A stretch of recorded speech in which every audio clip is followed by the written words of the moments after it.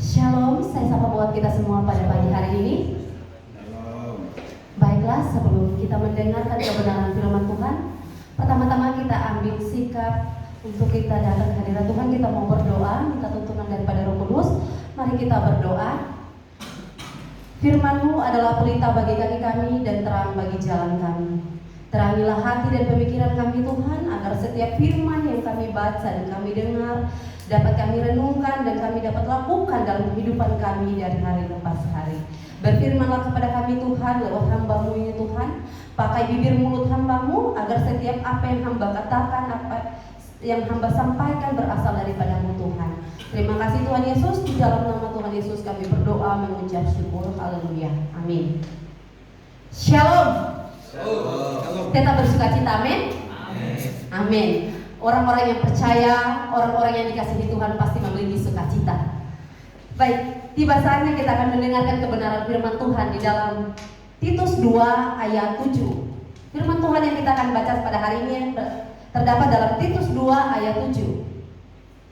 Kita akan baca secara bersama-sama dalam hitungan ketiga, namun sebelumnya saya akan membacakan judul perikop yang diberikan oleh Lembaga Alkitab Indonesia, yaitu kewajiban orang tua, pemuda, dan hamba. 1, 2, 3, ya. Dan jadikanlah dirimu sendiri suatu teladan dalam berbuat baik. Hendaklah engkau jujur dan bersungguh-sungguh dalam pengajaranmu. Amin. Kebenaran firman Tuhan.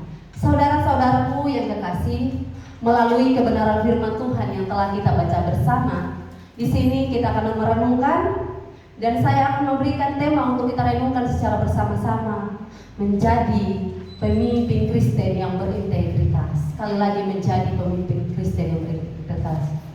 Katakan samping kiri kanan, jadilah pemimpin Kristen yang berintegritas. Menjadi pemimpin Kristen yang berintegritas. Tentunya kita harus pahami dulu apa sih itu pemimpin. Apa sih itu integritas?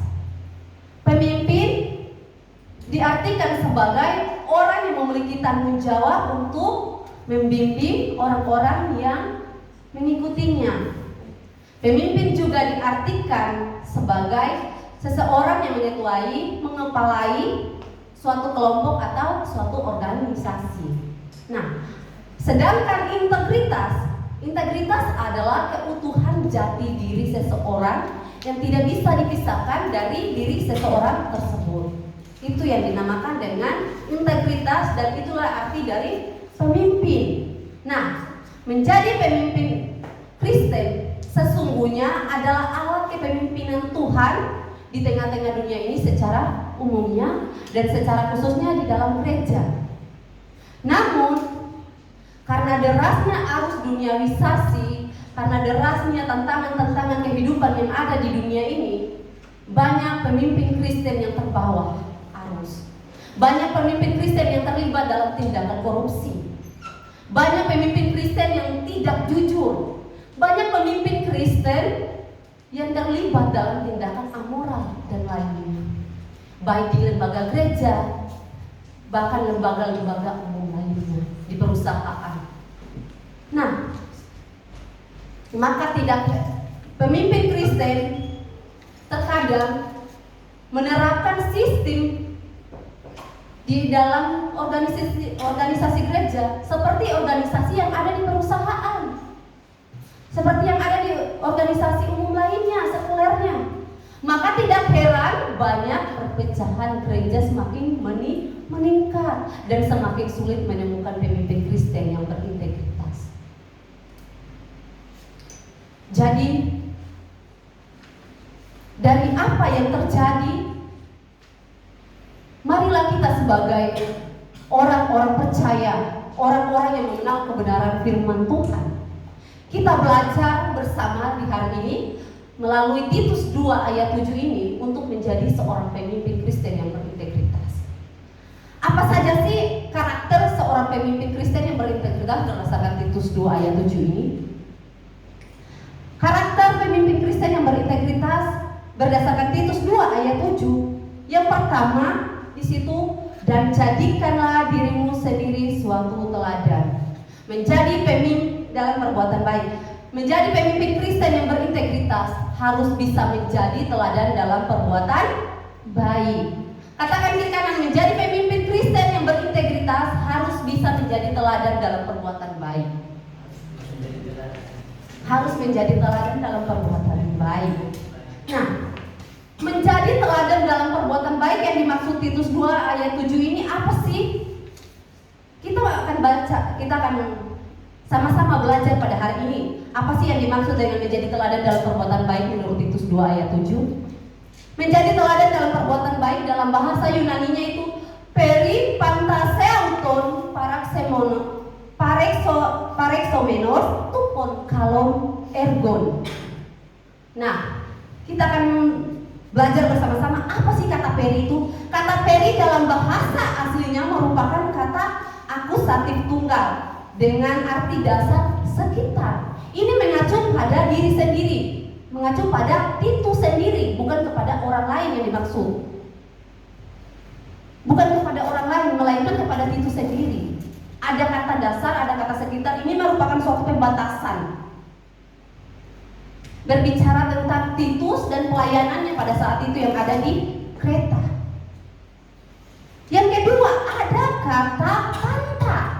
Apa sih kata panta itu dalam Titus 2 ayat 7 ini? Kata panta adalah kata sifat akusatif jamak yang menunjukkan setiap individu. Kata ini merupakan penunjuk langsung dari suatu perbuatan.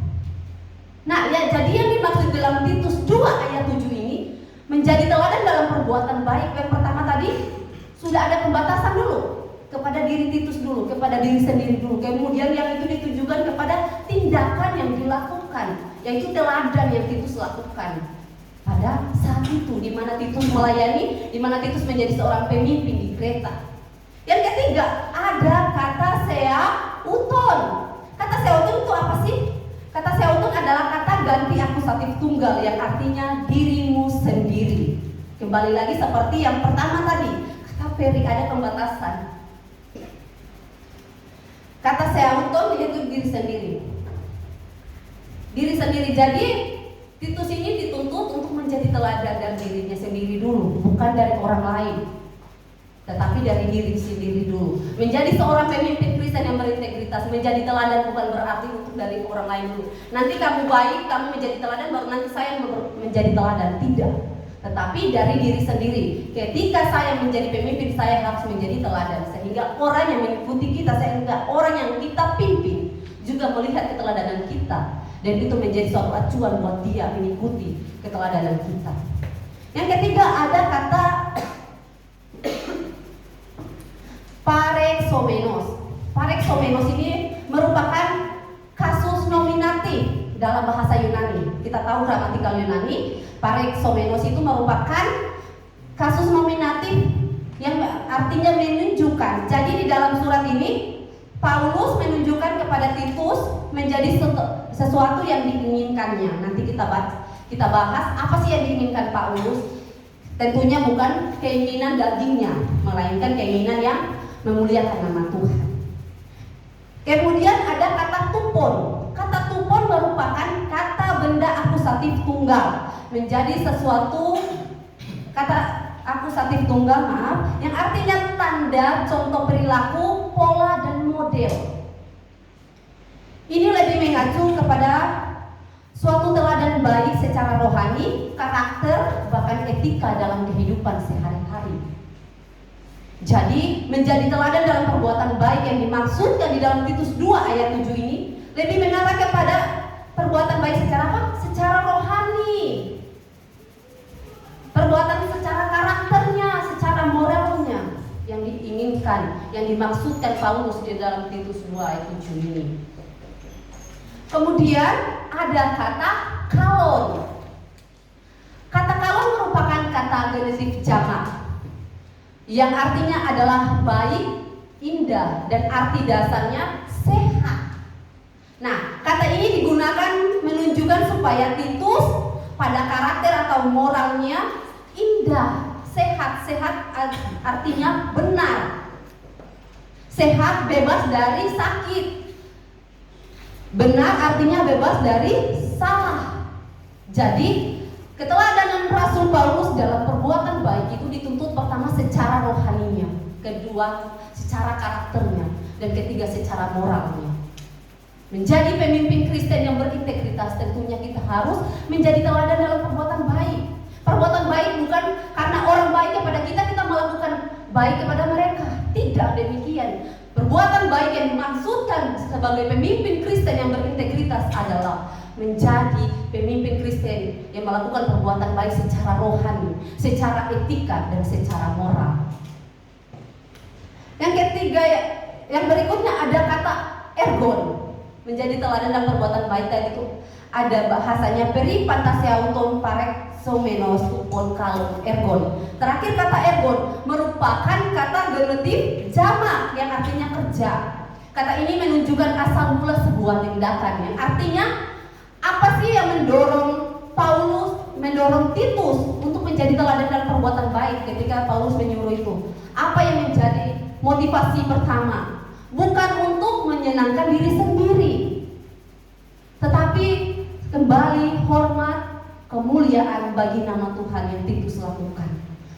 Karena Titus pada saat itu merupakan anak rohani dari Pak Paulus. Oleh sebab itu ketika Titus melayani di Kreta pada waktu itu, ketika dia bisa menjadi teladan dalam perbuatan baik secara etika, secara moralnya, maka yang dilihat di dalam diri Titus adalah Yesus. Yang dilihat dalam diri Titus adalah perbuatan-perbuatan Yesus. Oleh sebab itu mari kita belajar menjadi seorang pemimpin Kristen di era masa kini. Karena kita melihat banyak pemimpin-pemimpin Kristen yang tidak lagi melakukan perbuatan baik secara rohani, secara moral, dan secara etika. Mari kita generasi-generasi milenial zaman ini, kita melakukan apa yang menjadi maunya Tuhan di dalam kehidupan kita. Amin. Mau menjadi pemimpin Kristen yang berintegritas? Lakukan perbuatan baik di dalam kehidupan setiap hari. Yang kedua, saudara-saudariku, menjadi pemimpin Kristen yang berintegritas berdasarkan Titus 2 ayat 7. Apa sih karakternya? Pertama tadi melakukan perbuatan baik. Yang kedua, jujur. Nah, kejujuran ini merupakan ibarat kata mata uang yang berlaku di mana-mana. Karena jujur, orang bisa dipercaya. Karena ketidakjujuran, orang tidak bisa dipercaya. Oleh sebab itu, kejujuran merupakan ibarat mata uang yang berlaku di mana-mana. Ketika kita jujur, kita pasti menunjukkan kualitas diri kita sebagai seorang pemimpin Kristen. Nah, kita kembali kepada ayat kebenaran firman Tuhan. Jujur yang dimaksud di dalam Titus 2 ayat 7 ini apa sih? Dalam bahasa aslinya, dalam bahasa Yunaninya menggunakan kata apotorian. Kata apotorian, apa sih itu kata apotorian? Kata apotorian itu merupakan kata akusatif tunggal yang artinya kejujuran atau kemurnian. Kata ini menunjuk pada pengajaran yang bebas dari kesalahan. Kejujuran atau kemurnian merupakan bagian dari integritas. Orang yang berintegritas, apa yang dia katakan itu juga yang dia lakukan. Artinya ada kemurnian hati, ada kejujuran dari hatinya. Seperti yang dikatakan oleh firman Tuhan, apa yang keluar meluap dari dalam hati. Kejujuran merupakan bagian dari kemurnian hati kita. Ketika kita melakukan hal-hal yang jujur, itu tandanya kita memiliki kemurnian hati kita. Kita bisa menjadi pemimpin Kristen yang dapat menjadi teladan buat banyak orang. Integritas kita nyata dalam kejujuran kita. Integritas nyata dalam hati yang murni yang kita miliki. Oleh sebab itu, marilah kita sebagai pemimpin-pemimpin, calon pemimpin-pemimpin ke depannya, mari kita menjadi pemimpin Kristen yang berintegritas, yang memiliki kejujuran dan kemurnian hati.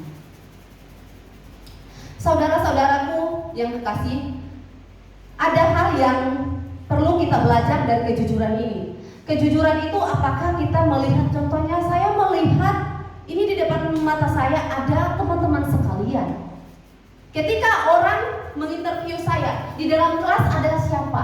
Saya hanya bilang ada teman-teman saya tidak mengatakan sepenuhnya. Saya tidak mengatakan ada bapak dosen. Di sana ada kursi, di sana ada meja. Itu belum mengartikan sebuah kejujuran. Ketika saya mengatakan di dalam kelas hanya ada teman-teman saya, tetapi saya tidak mengatakan di dalam kelas saya ada bapak dosen, ada teman-teman, ada meja, ada kursi, dan ada sebagainya macamnya. Kemurnian merupakan, kalau kita lihat di dalam bahasa Inggrisnya, kita cari tahu artinya, merupakan sepenuhnya, bukan sepenggal. Kejujuran itu sepenuhnya, bukan sepenggal. Jadi ketika kita mengatakan sesuatu yang sebenarnya, itulah yang dinamakan dengan kejujuran. Seperti dalam Matius 5 ayat 32 dikatakan, katakan ya jika ya, katakan tidak jika tidak. Namun tidak demikian dengan pemimpin Kristen. Katakan ya jika ya, tetapi dia katakan ya, dia bilang tidak. Katakan tidak, dikatakan ya. Mari kita belajar menjadi pemimpin Kristen yang berintegritas, yang tidak melakukan hal-hal yang menyakiti hati Tuhan. Kita katakan yang sejujurnya, seperti apa sih yang menjadi keinginan hati kita kepada Tuhan. Kita tentunya mengatakan yang sepenuhnya, bukan kita mengatakan setengah-setengah. Begitupun dalam kehidupan kita setiap hari. Mari menjadi pemimpin Kristen yang berintegritas, kita libatkan kejujuran kita. Karena dalam kejujuran ada kemurnian hati, dan itu yang merupakan bagian dari integritas menjadi seorang pemimpin Kristen. Hal yang terakhir, hal yang penting yang kita perlu pelajari di dalam menjadi pemimpin Kristen yang berintegritas.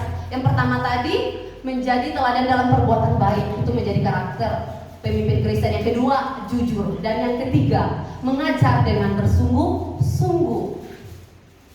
Dalam Titus 2 ayat 7 ini, apa sih kata mengajar dengan bersungguh-sungguh, atau di sini jujur dan bersungguh-sungguh dalam pengajaranmu. Apa sih itu yang diartikan? Di dalam Titus 2 ayat 7, kata pengajaran menggunakan kata didaskalia. Kata ini menekankan pada tindakan mengajar maupun isi ajaran, baik secara bersungguh-sungguh maupun benar. Namun ketika kita menggali lagi lebih dalam, kita belajar lebih lagi, kata pengajaran yang menggunakan kata didaskalia ini, kita kalau melihat dari bahasa Inggrisnya menggunakan kata teaching. Kata teaching yang artinya mengajar, dengan artian lebih luas, Paulus mengajarkan Titus untuk lebih banyak belajar agar dapat mengajar orang lain. Di sini dari bahasa aslinya kita belajar sebagai seorang pemimpin Kristen yang berintegritas, kita jangan pernah bosan untuk belajar. Mengajar dengan bersungguh-sungguh. Bagaimana kita bisa mengajarkan orang lain dengan bersungguh-sungguh? Bagaimana isi ajaran kita berkualitas kalau diri kita sendiri tidak belajar, tidak banyak belajar? Di sini kita belajar bahwa karakter pemimpin Kristen yang berintegritas adalah mau belajar. Banyak pemimpin tidak mau belajar. Merasa dirinya sudah menjadi pemimpin, merasa dirinya sudah menjadi atasan, tidak mau lagi belajar. Tetapi di sini kita diingatkan kembali berdasarkan Titus 2 ayat 7, menjadi pemimpin Kristen yang berintegritas dalam pengajaran yang bersungguh-sungguh. Pertama dari diri kita dulu sendiri. Kita mau belajar. Pertama apa yang kita pelajari? Alkitab. Firman Tuhan adalah dasar utama bagi kita untuk menjadi pemimpin Kristen yang berintegritas. Dan yang kedua, buku-buku referensi, ayat-ayat Alkitab, buku-buku teologi yang tentunya berhubungan langsung dengan Alkitab, buku-buku penafsiran yang tentunya Alkitabiah yang harus kita pelajari agar pengajaran kita itu tidak kosong. Kita tidak seperti orang yang buta untuk berjalan meraba-raba, tetapi kita mempunyai tujuan atau goal. Kita mempunyai pengajaran yang benar, pengajaran yang bersungguh-sungguh. Di sini lebih menekankan kepada kata teaching dalam bahasa Inggrisnya. Artinya bukan timbal balik antara seperti diskusi, tidak, tapi lebih kayak saya mengajar. Gimana saya bisa mengajar teman-teman? Bagaimana saya bisa mengajar saudara-saudari ketika saya tidak mengetahui apa-apa? Ayat firman saja saya tidak pernah tahu. Kalau saya mengajar orang lain, tentunya saya harus mempersiapkan diri lebih dahulu. Apakah Titus ini sudah mengajar dengan sungguh-sungguh? Saudara-saudariku, Titus merupakan orang yang secara karakternya dia adalah orang yang giat. orang yang rajin. Dia mau belajar sama Paulus. Dan bagaimana dengan Paulus? Ketika menulis surat ini, Paulus juga memiliki karakter yang rajin. Dia seorang yang rajin. Dia mau belajar kepada gurunya siapa? Gamaliel. Jadi Paulus menyuruh Titus untuk menjadi teladan dalam perbuatan baik, menjadi teladan dalam kejujuran, menjadi teladan dalam pengajaran yang bersungguh-sungguh. Paulus terlebih dahulu sudah melakukannya. Kita kalau lihat cara hidup Paulus hidup dengan menjaga citra dirinya sehingga tidak menjadi batu sandungan. Begitupun kita menjadi seorang pemimpin Kristen yang berintegritas. Kita harus hidup menjaga citra diri kita agar kita tidak bisa menjadi batu sandungan buat orang lain. Amin. Marilah saudara-saudariku yang kekasih di dalam nama Tuhan Yesus Kristus, menjadi pemimpin Kristen yang berintegritas. Ada 3 karakter yang perlu kita miliki dalam hidup kita. Yang pertama, kita harus menjadi teladan dalam perbuatan baik. Yang kedua, jujur. Jujur adalah menunjukkan kemurnian hati kita. Itu adalah bagian dari integritas. Dan yang ketiga, pengajaran yang bersungguh-sungguh. Mari kita banyak belajar. Jangan bosan-bosan belajar menjadi seorang pemimpin. Karena itulah yang akan membekali pengetahuan kita untuk kedepannya ketika kita memimpin orang-orang yang mengikuti kita. Amin. Kebenaran firman Tuhan. Amin. Mari kita satu dalam doa kita berdoa. Segala puji